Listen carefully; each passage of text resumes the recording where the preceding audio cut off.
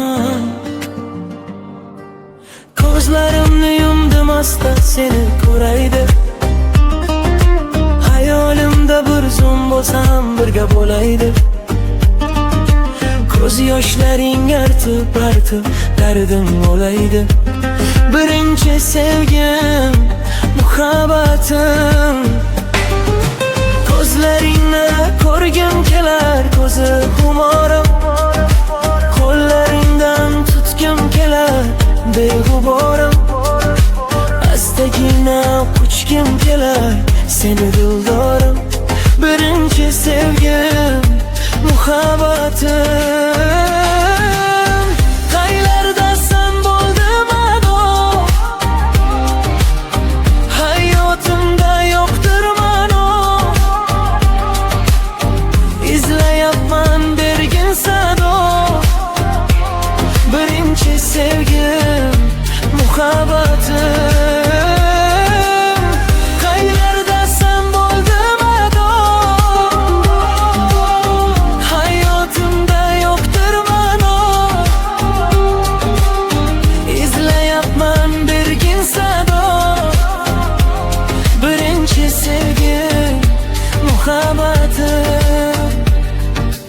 Afsus endi bo'lding menga go'zal armonim.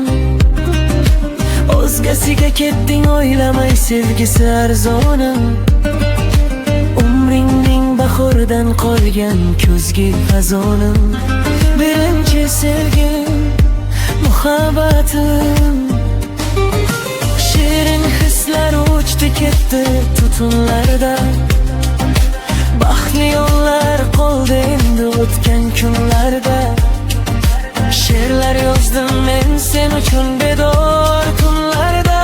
Birinchi sevgim, muhabbatim. Qaylardasan bo'ldim ado,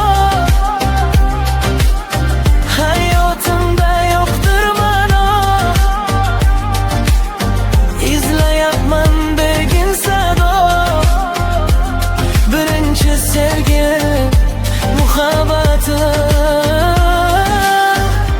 Sevolmadim o'zgasini, izladim ming bor. Topolmadim xuddi senday go'zal beg'ubor. Nasib bo'larmikan yana uchrashuv takror. Birinchi sevgim, muhabbatim.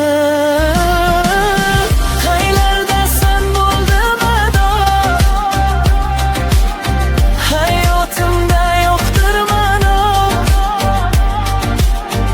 Izlayapman bergin sado. Birinchi sevgim, muhabbatim.